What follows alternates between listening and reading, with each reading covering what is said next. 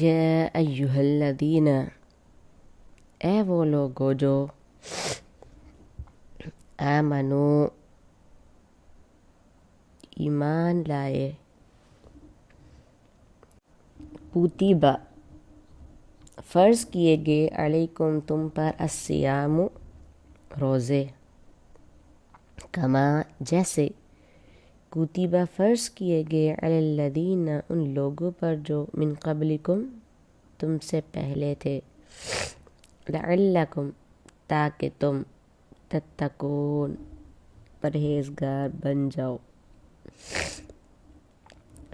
ایاما معدودات، ایامن چند دن، معدودات گنتی کے، عدد عین دال دال اس کا روٹ ورڈ ہے،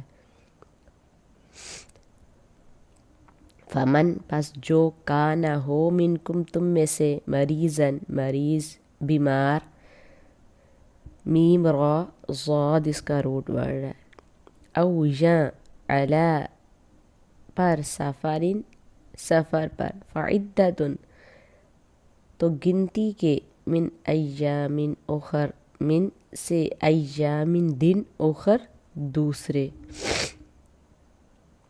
وعلی الذین ان لوگوں پر جو، یطیقونہ طاقت رکھتے ہیں،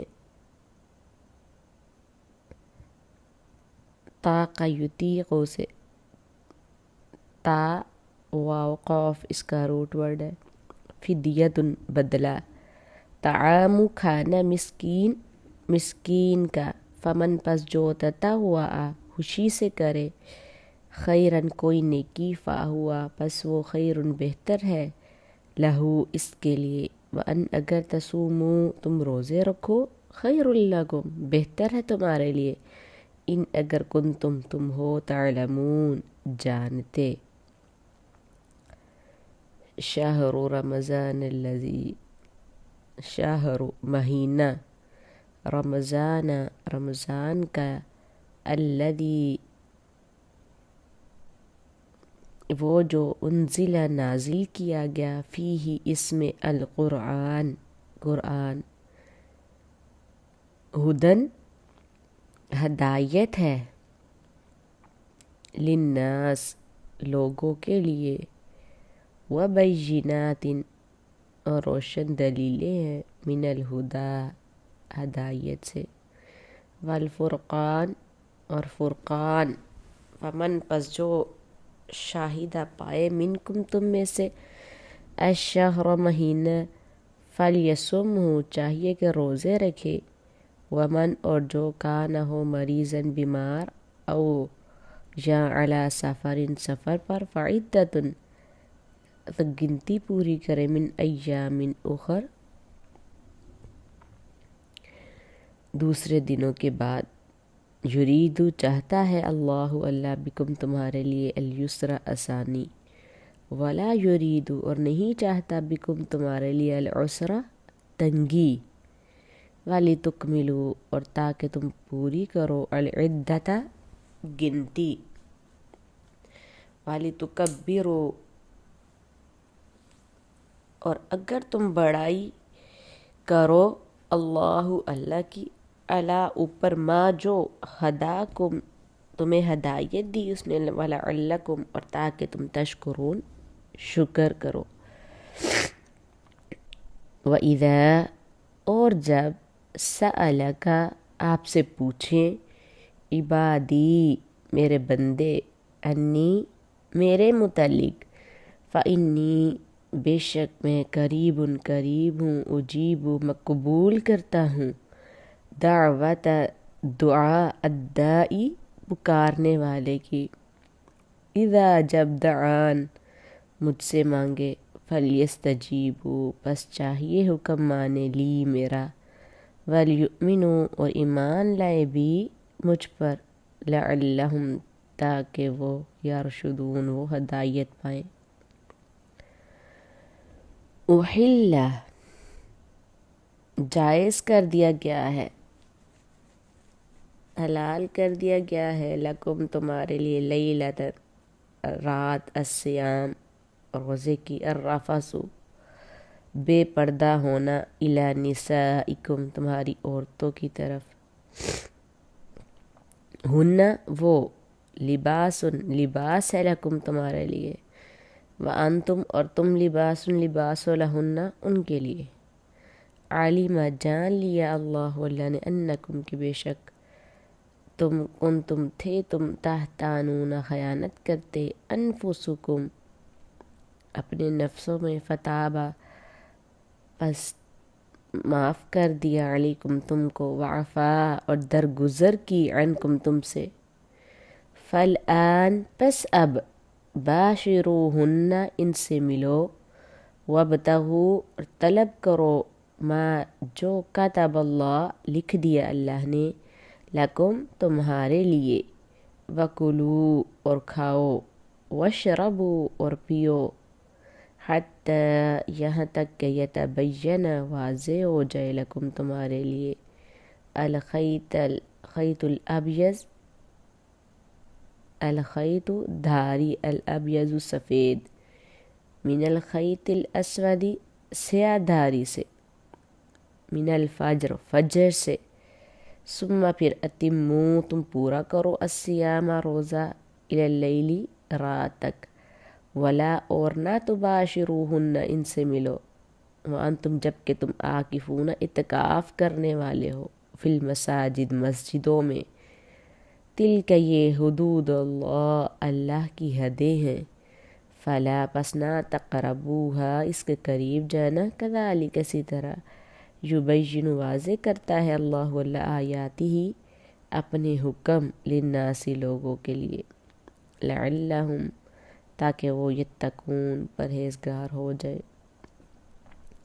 ولا تأکلوا اور نہ تم کھاؤ، اموالکم اپنے مال، بینکم آپس میں، بالباطل باطل طریقے سے، نہ حق، وتدلوا اور نہ پہنچاؤ، بہا اس سے، الی الحکام حاکموں تک، لتأکلوا تاکہ تم کھاؤ، فریقاً کوئی حصہ، من اموال الناس لوگوں کے مال سے، من سے اموالی مال، الناس لوگوں کے، بالعصم گناہ سے، وانتم اور جب کہ تم تعلمون جانتے ہو۔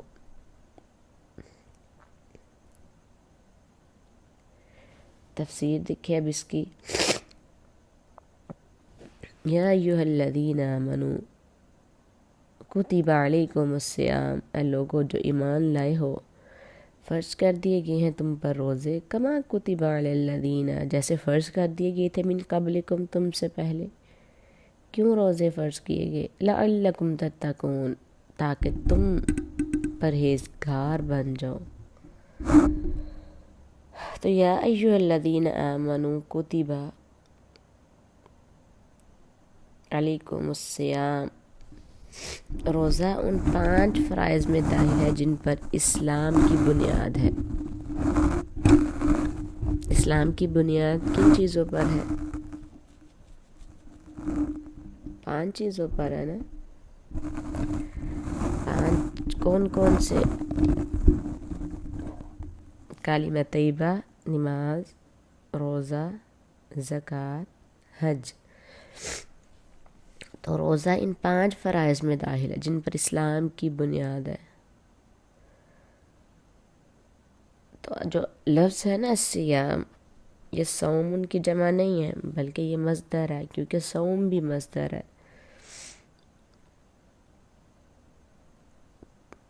تو مطلب اصل میں یہ کسی بھی کام سے رک جانے کو کہتے ہیں، کھانا پینا ہو یا کلام ہو یا چلنا پھرنا ہو، تو اس کے لیے صوم کا لفظ جو ہے وہ استعمال ہوتا ہے۔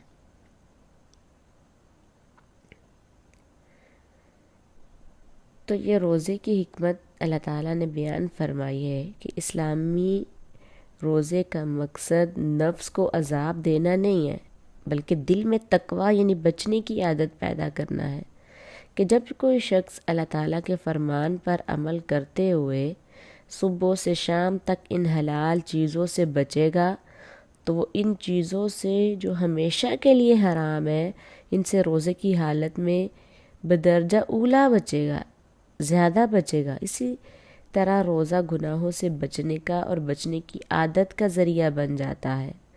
رسول اللہ صلی اللہ علیہ وسلم نے فرمایا الصیام جنہ، روزہ گناہوں اور آگ سے ڈھال ہے، اور فرمایا جو شخص جھوٹی بات اور اس پر عمل نہ چھوڑے، اللہ تعالیٰ کو کوئی ضرورت نہیں کہ وہ اپنا کھانا پینا چھوڑ دے۔ پھر اس کے کھانا پینے چھوڑنے کا کوئی فائدہ ہے؟ اکثریت لوگ روزہ تو رکھ لیتے ہیں، اور روزہ رکھ کے اتنا لمبا سوتے ہیں، نہ ان کو جو ہے ظہر کی نماز کی پرواہ، نہ عصر کی پرواہ، پھر مغرب ٹائم اٹھے روزہ کھولا پھر سے لیٹ گئے۔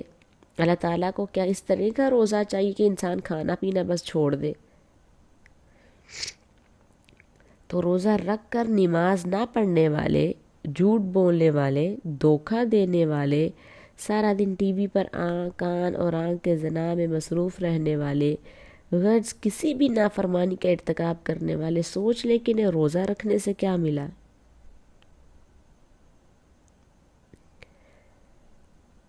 اب پہلے لوگوں سے مراد کیا ہے؟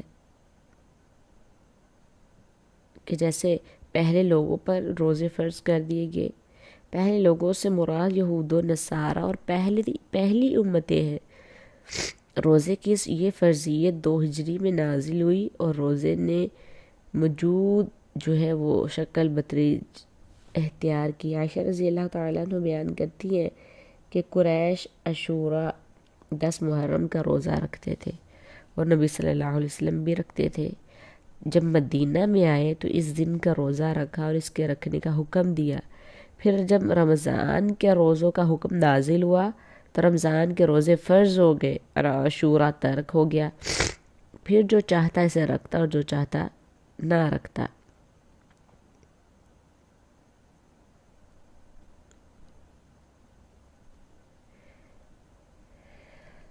ایام معدودات، گنتی کے چند دن، یعنی کہ یہ جو روزے فرض کر دیے گئے ہیں گنتی کے چند دن ہی ہے نا، پورے سال میں 1 مہینے کے روزے ہوتے ہیں۔ فمن کان، پس جو ہو منکم تم میں سے مریضاً بیمار، او علی سفر پر، فعدۃ پس گنتی ہے من ایام اخر دوسرے دنوں کے بعد، یعنی دوسرے بعد کے دن میں وہ اس گنتی کو پورا کر لے۔ اسلام اور دین اتنا سخت نہیں ہے کہ کوئی بھی انسان بیمار ہو یا سفر پہ ہو، اس کے پاس کچھ کھانے کو نہیں، اور اسے کہے کہ تم جو ہے وہ روزہ ضرور رکھنا ہے۔ کوئی بیمار ہے اس کے لیے بھی رخصت ہے، کوئی سفر میں ہے کہ اس کے پاس اس طرح کے نہیں وسائل کہ وہ روزہ رکھ سکے، تو ان کے لیے کیا ہے، رخصت رکھ دی گئی ہے۔ یہ نہیں کہ وہ روزہ بالکل چھوڑ دے اور باقی دنوں میں اس کی گنتی نہیں پوری کرے، بلکہ وہ روزہ اس دن ترک کر سکتا ہے اور پھر اس کی گنتی کو اگلے آنے والے یعنی رمضان کے بعد کسی بھی دن روزہ رکھ کے اس کی گنتی کو پورا کر سکتا ہے۔ تو آپ کو پتہ ہے کہ جان بوجھ کر روزہ چھوڑنے والے کی سزا کیا ہے؟ جان بوجھ کر روزہ چھوڑنے کی ممانعت آئی ہے۔ ہاں اگر تم بیمار ہو، سفر پر ہو، یا اتنے بیمار ہو کہ تم سے جو ہے وہ روزہ نہیں رکھا جانا، کوئی ڈرپس وغیرہ لگنی ہے، میڈیسن وغیرہ کا استعمال کرنا ہے، تو روزہ چھوڑ کر دوسرے دنوں میں اس کی گنتی کو پورا کر سکتے ہو۔ تو اس کا ایک اور دوسرا آپشن بھی ہے جو اللہ تعالیٰ نے ہمیں بتایا، الذین، وہ لوگ جو یطیقونہ، طاقت رکھتے ہیں، فدیۃ، فدیے کی، طعام، کھانا کھلانا، مسکین کو، فمن، پس جو تطوع، خوشی سے کرے، خیرن، کوئی نیکی، فہو خیر اللہ، تو بہتر ہے اس کے لیے کہ اگر وہ رمضان میں روزوں میں جو اس نے روزے چھوڑے ہیں اس کا وہ فدیہ دے دیتا ہے، اگر اس میں طاقت ہے فدیہ دینے کی تو وہ پھر کیا کرے، فدیہ دے دے۔ فدیہ کا کیا مطلب ہوتا ہے؟ مسکین کو کھانا کھلانا، یعنی وہ اس کو سحری اور افطاری کا کھانا کھلائے، تو اس کے لیے یہ بہت بہتر ہے۔ وَأَنْ، اگر تصوموا، تم روزہ رکھو، خیر اللہ، بہتر ہے تمہارے لیے، ان کنتم تعلمون، اگر تم جانتے ہو، اگر تم اپنے روزے کے بدلے بعد میں اپنے روزے رکھتے ہو یہ بھی بہتر ہے تمہارے لیے۔ دو طریقے بتا دیے نا. تو سلمہ بن اکوع رضی اللہ عنہ وہ فرماتے ہیں کہ جب یہ آیت اتری وَعَلَى الَّذِينَ يُطِيقُونَهُ تو جو چاہتا کہ روزہ نہ رکھے اور فدیہ دے دے تو ایسا کر لیتا. یہاں تک کہ وہ آیت اتری جس کے بعد ہے تو اس آیت نے اسے منسوخ کر دیا. یعنی چونکہ شروع میں لوگوں کو روزے کی عادت نہ تھی اس لیے انہیں یہ رعایت دی گئی کہ جو چاہے روزہ رکھ لے جو چاہے نہ رکھے اور فدیہ دے دے. بعد میں دوسری آیت سے یہ رعایت کیا ہو گئی؟ منسوخ ہو گئی. لیکن آیت میں ہے کہ جو بیمار ہو اس کے لیے یہ حکم ہے. ابن عباس رضی اللہ تعالیٰ عنہ فرماتے ہیں یطیقون کی تفسیر کرتے ہوئے کہ یہ منسوخ نہیں ہے بلکہ اس سے مراد وہ بوڑھا مرد اور بوڑھی عورت ہے جو روزہ نہیں رکھ سکتے. وہ ہر دن یعنی ہر روزے کے بدلے میں ایک مسکین کو کھانا کھلا دے. اسی طرح انس رضی اللہ عنہ نے بوڑھے ہونے کے بعد 1 یا 2 سال ہر دن ایک مسکین کو گوشت کے ساتھ روٹی کھلا دی اور روزہ نہ رکھا. تو یطیقونہ اس کا معنی جو اس روزے کی طاقت رکھتے ہوں بھی ہو سکتا ہے، اور ابن عباس نے جو معنی کیا ہے کہ طاقت نہ رکھتے ہوں وہ بھی ہو سکتا ہے.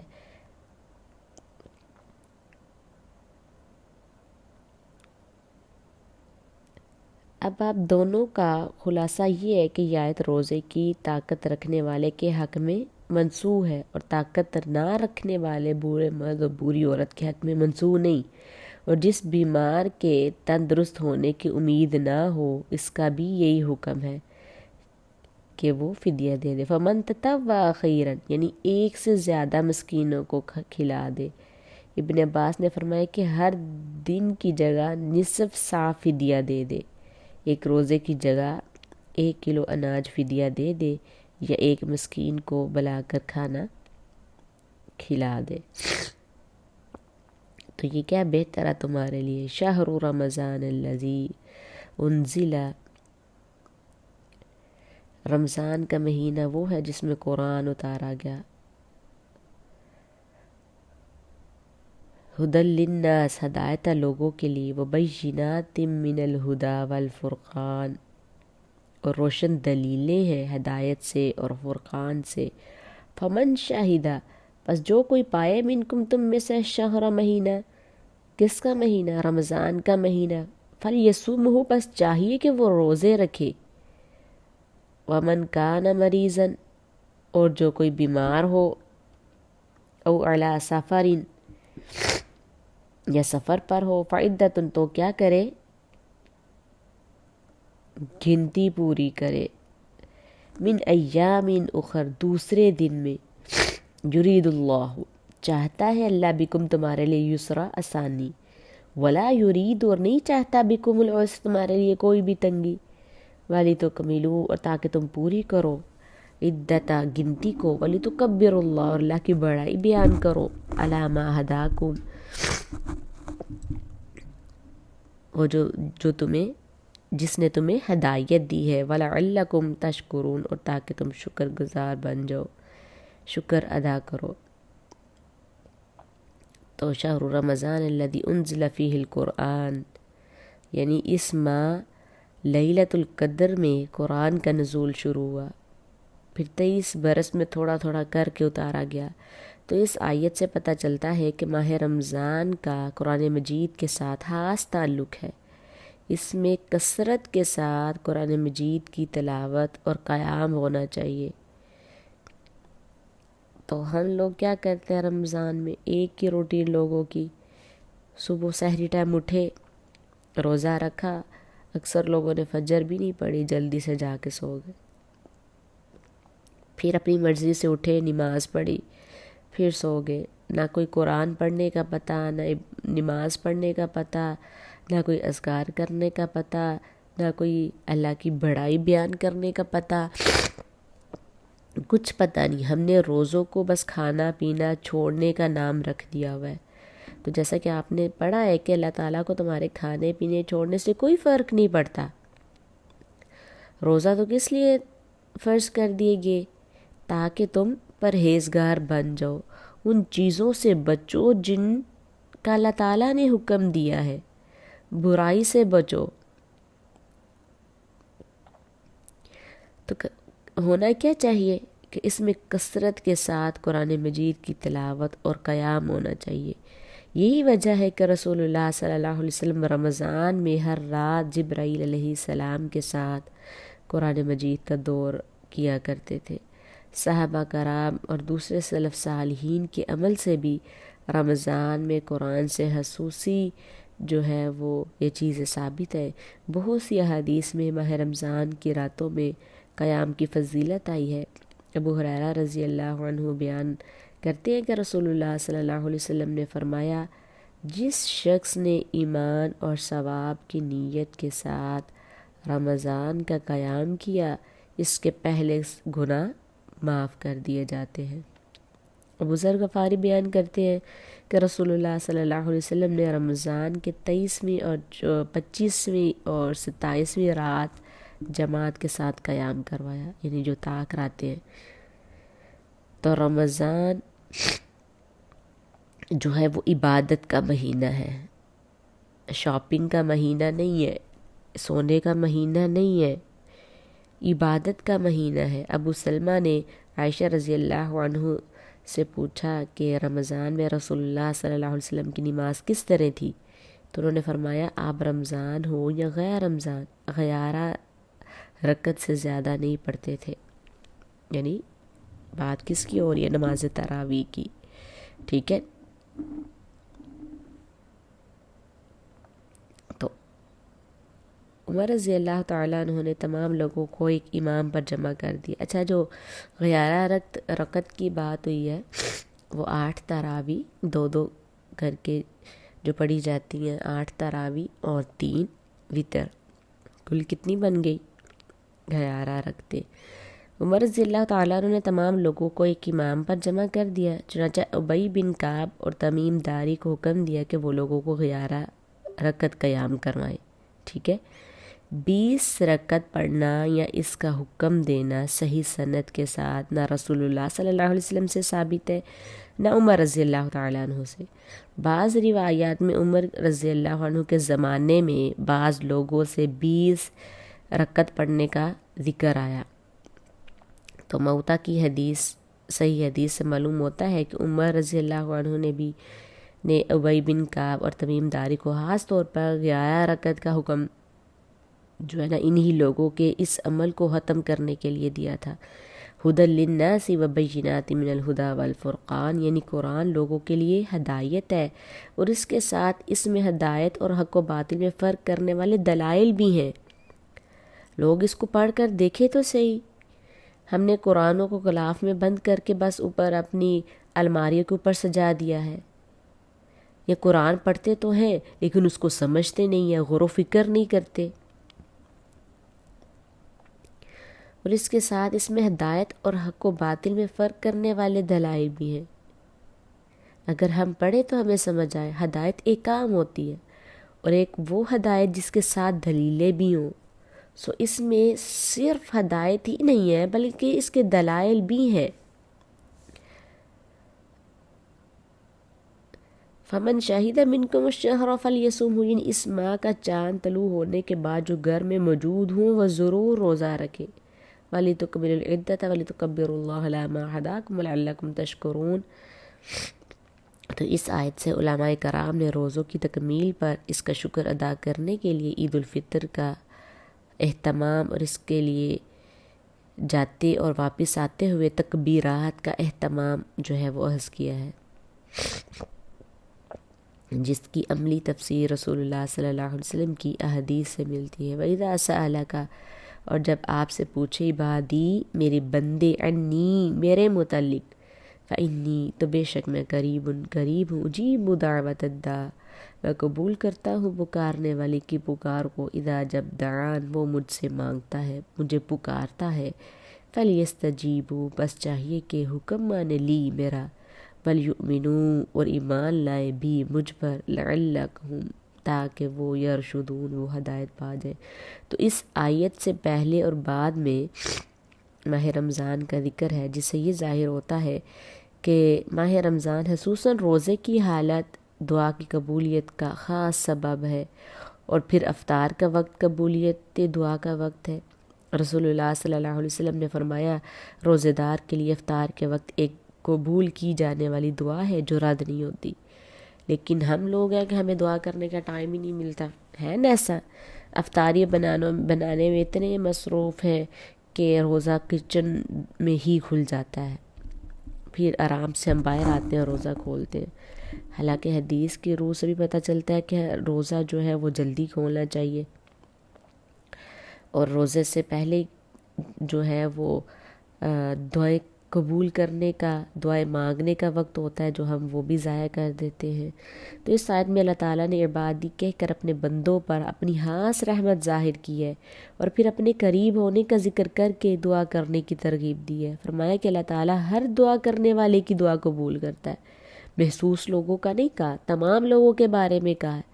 تو رسول اللہ صلی اللہ علیہ وسلم نے فرمایا کوئی مسلمان ایسا نہیں جو اللہ تعالیٰ سے کوئی دعا کرے جس میں نہ کوئی گناہ ہو اور نہ قطع رحمی، مگر اس کے بدلے اللہ تعالیٰ اسے 3 چیزوں میں سے ایک عطا فرما دیتا ہے۔ یا تو اس کے لیے دعا جلدی قبول کر لیتا ہے، یا آخرت میں اس کا ذخیرہ کر لیتا ہے، یا اس سے اتنی برائی ٹال دیتا ہے۔ صحابہ کرام نے کہا تو پھر تو ہم بہت دعا کریں گے۔ فرمایا اللہ تعالیٰ کے پاس اس سے کہیں زیادہ ہے۔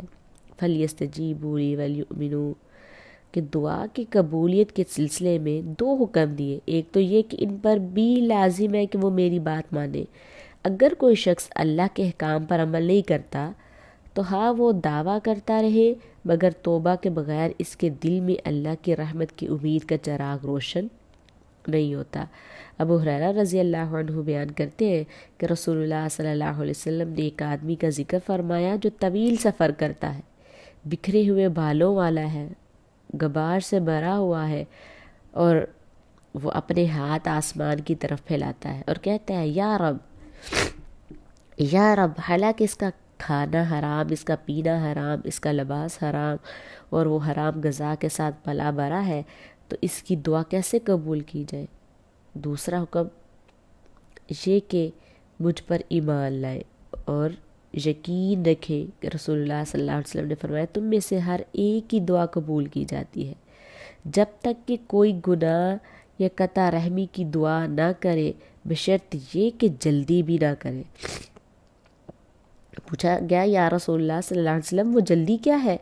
فرمایا یہ کہ کوئی کہے کہ میں نے دعا کی اور میں نے دوبارہ دعا کی تو میں نے نہیں دیکھا کہ وہ میری دعا قبول کرتا ہو، اس وقت وہ تھک ہار کر رہ جائے اور دعا کرنا چھوڑ دے۔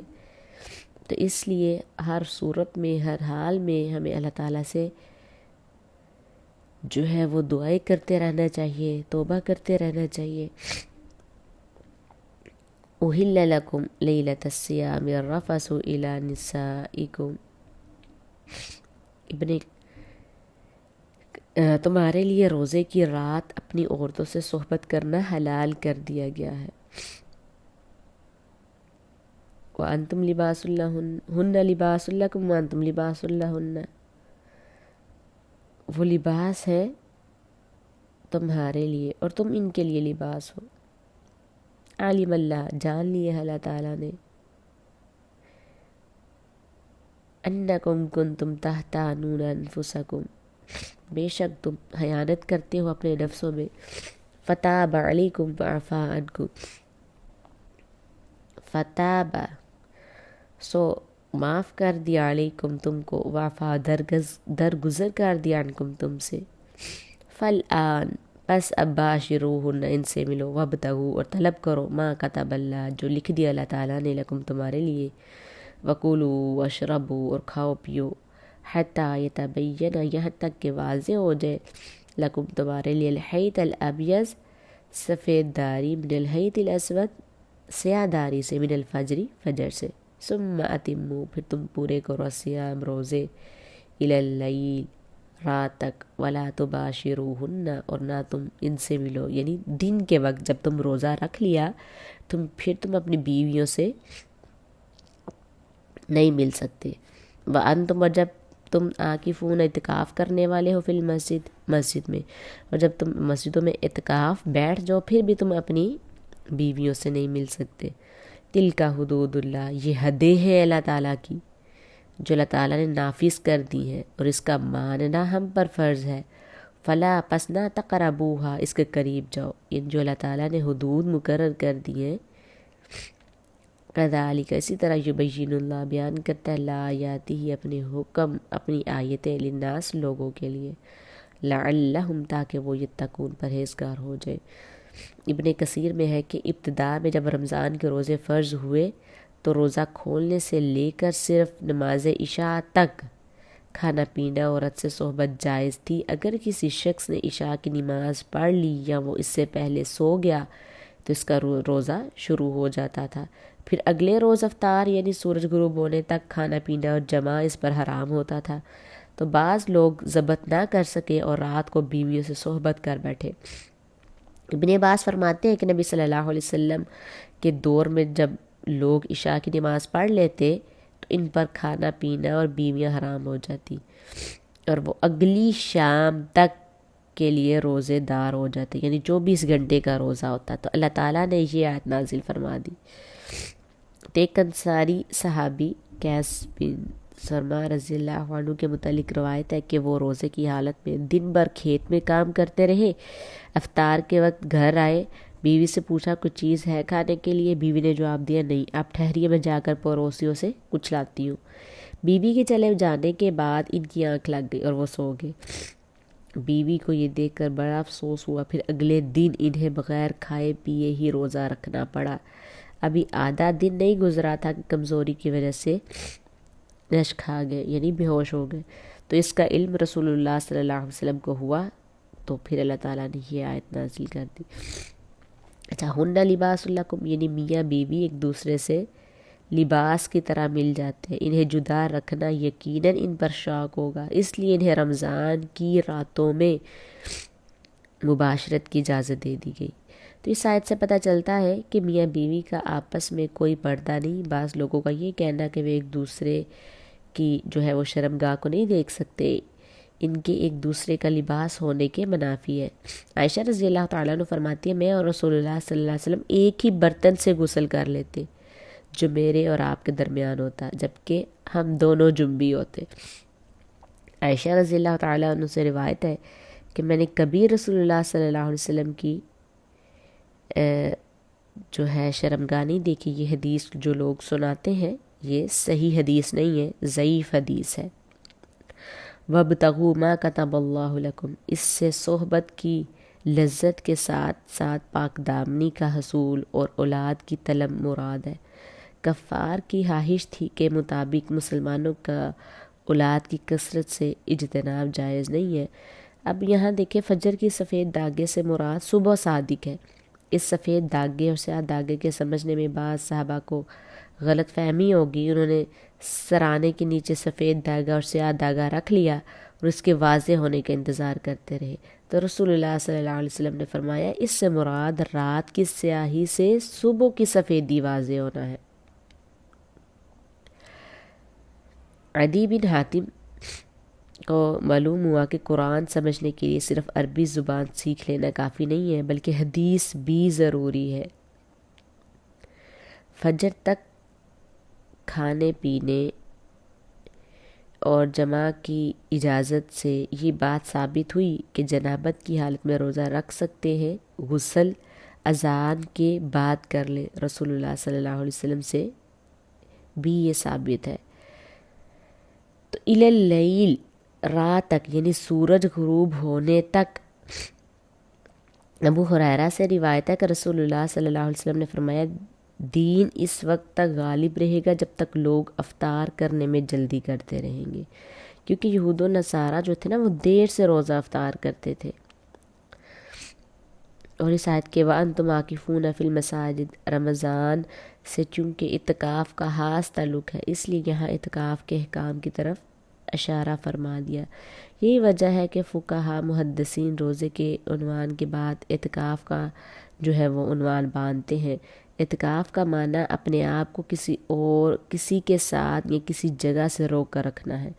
اعتکاف میں بیوی سے مباشرت جائز نہیں، نہ مسجد سے نکلنا جائز ہے سوائے ایسی ضرورت کے کہ جس کے بغیر چارہ نہ ہو۔ اگر مباشرت کرے گا یا مجبوری والی ضرورت کے بغیر نکلے گا تو اعتکاف باطل ہو جائے گا۔ ہاں، مسجد میں جا کر عورت اپنے خاوند سے ملاقات کر سکتی ہے، جیسا کہ بعض ازواج مطہرات نے مسجد میں رسول اللہ صلی اللہ علیہ وسلم سے جا کر ملاقات کی، اور بیوی خاوند کی خدمت بھی کر سکتی ہے، یعنی اعتکاف کی حالت میں۔ فی المساجد، اس لفظ سے پتہ چلتا ہے کہ اعتکاف گھر میں نہیں ہوتا، ٹھیک ہے، مسجد میں ہوتا ہے، عورت ہو یا مرد۔ نبی صلی اللہ علیہ وسلم کی بیویاں مسجد میں اعتکاف کرتی تھیں، اور یہ بھی معلوم ہوا کہ اعتکاف ہر مسجد میں ہو سکتا ہے۔ وہ روایت کے 3 مسجدوں کے سوا اعتکاف نہیں ہے، وہ منکر ہے۔ اس تمام مسجدوں میں اعتکاف ہو سکتا ہے۔ تو احادیث میں سحری کے وقت کھانا کھا کر روزہ رکھنے کی ترغیب دی گئی ہے۔ انس بن مالک بیان کرتے ہیں کہ رسول اللہ صلی اللہ علیہ وسلم نے فرمایا، سحری کھاؤ کیونکہ سحری کھانے میں برکت ہے۔ تو اکثر لوگ ایسے ہیں کہ جو سحری کھانے کے بغیر جو ہے وہ روزہ رکھ لیتے ہیں۔ اسی طرح عمر بن عاص بیان کرتے ہیں کہ رسول اللہ صلی اللہ علیہ وسلم نے فرمایا کہ ہمارے اور اہل کتاب کے روزے کے درمیان فرق سحری کھانے کا ہے۔ تلک حدود اللہ فلا تقربوها، یہ احکام یعنی صبح صادق تک مباشرت اور کھانے پینے کا جائز ہونا، فجر سے سورج غروب ہونے تک ان چیزوں کی ممانعت، اور اعتکاف کی حالت میں عورتوں سے مباشرت کی ممانعت، یہ کام اللہ تعالیٰ کی حدیں ہیں، ان کی سختی سے پابندی کرو۔ ولا تأکلوا اموالکم، اور نہ تم کھاؤ اپنے مال، بینکم آپس میں، بالباطل باطل طریقے سے، وتدلوا، اور نہ پہنچاؤ بھی اسے للحکام حاکموں تک، لتأکلوا، تاکہ تم کھاؤ، فریقاً کوئی حصہ، من اموال الناس، لوگوں کے مالوں سے، بالاسم گناہ سے، وانتم، جبکہ تم تعلمون، جانتے ہو۔ روزے کی حالت میں اللہ کے حکم سے آدمی 3 نہایت مرغوب اور حلال چیزیں ترک کر دیتا ہے۔ اس مناسبت سے اب حرام سے بچنے کی تلقین فرمائی۔ جو مال بھی ناجائز طریقے سے حاصل کیا جائے، ہاں اس میں مالک کی رضامندی بھی شامل ہو، وہ باطل یعنی ناحق طریقے سے کھانا ہے، مثلا سود، زنا کی اجرت، نجومی کی فیس، شراب کی فروخت، لاٹری یا جوئے کے ذریعے سے کمائی، یا گانے بجانے کی اجرت، تمام ناجائز وسائل باطل کے ساتھ کمانے میں آ جاتے ہیں۔ پھر کوئی چیز کسی کی طرف لے جانے یا بھیجنے کے معنی میں بھی یہ لفظ جو ہے وہ استعمال ہوتا ہے، تدلو، یہ مصدر ہے، تدلو افعال مصدر کے معنی میں۔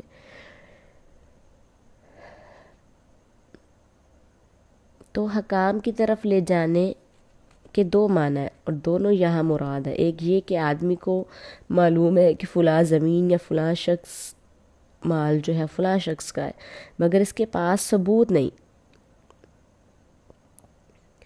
تو اگر میں مقدمہ کر دوں تو عدالت سے اپنے حق میں فیصلہ کروانے میں کامیاب ہو جاؤں، چنانچہ وہ حاکم کے پاس مقدمہ لے جاتا ہے۔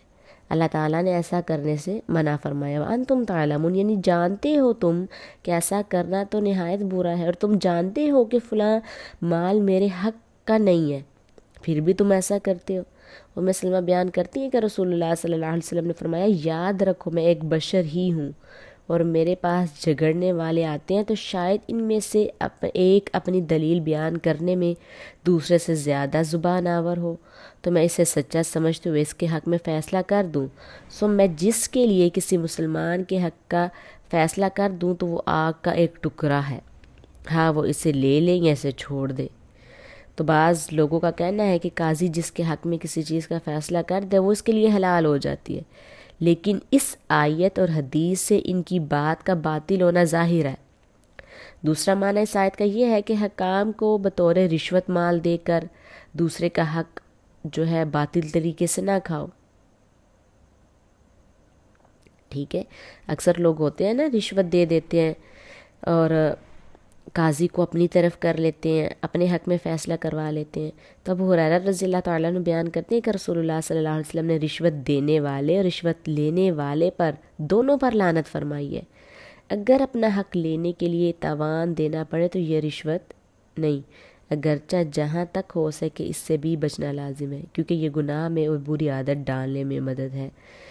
ہاں کوئی بے بس ہو جائے تو الگ بات ہے، لیکن لینے والا لعنت کا مستحق ہوگا اور کبیرہ گناہ کا مرتکب ہوگا۔ وآخر دعوانا ان الحمد للہ رب العالمین۔